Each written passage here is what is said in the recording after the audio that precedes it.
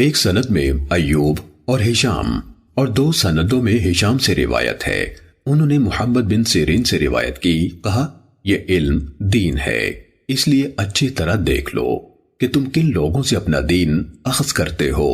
صحیح مسلم حدیث نمبر 26۔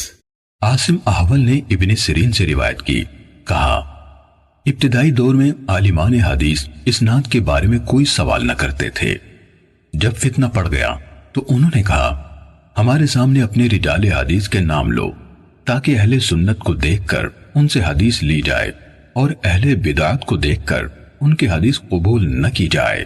صحیح مسلم حدیث نمبر 27۔ اوزاعی نے سلیمان بن موسیٰ سے روایت کی، انہوں نے کہا میں طاؤس رحمہ اللہ سے ملا اور ان سے کہا مجھے فلاں شخص نے اس طرح حدیث سنائی۔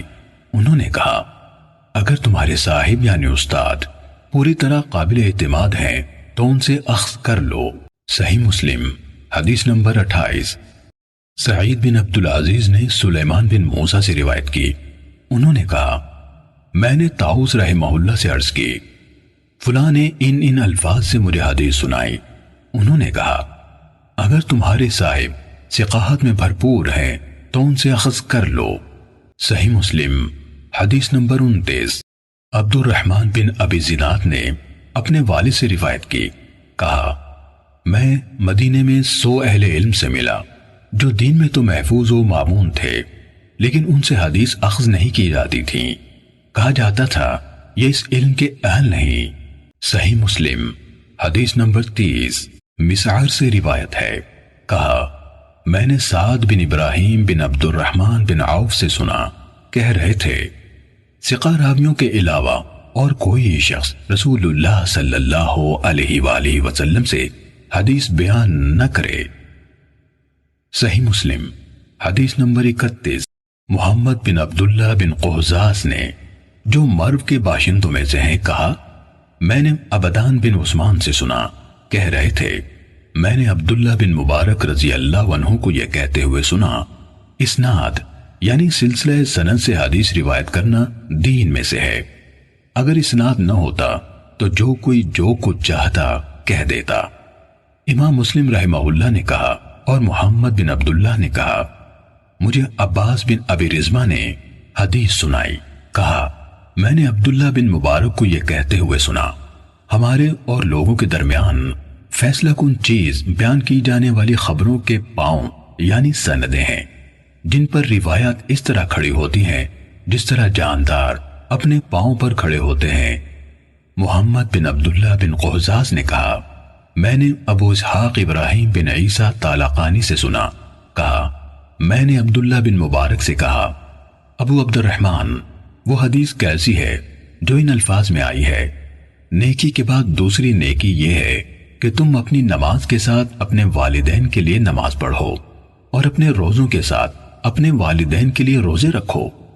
کہا عبداللہ بن مبارک نے کہا یہ کس کی سند سے ہے؟ کہا میں نے عرض کی یہ شہاب بن خراش کی بیان کردہ حدیث ہے۔ انہوں نے کہا ثقہ ہے۔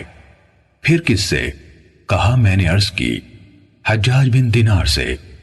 کہا ثقہ ہے۔ پھر کس سے؟ کہا میں نے عرض کی رسول اللہ صلی اللہ علیہ وآلہ وسلم نے فرمایا۔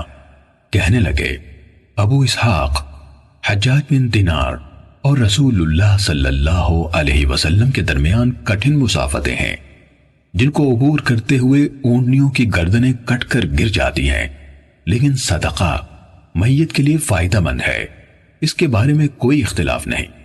محمد نے کہا میں نے علی بن شقیق سے سنا، کہہ رہے تھے میں نے عبداللہ بن مبارک کو سب کے سامنے یہ کہتے سنا عمر بن ثابت کی روایت کی ہوئی حدیث ترک کر دو کیونکہ وہ سلف صالحین کو گالیاں دیا کرتا تھا۔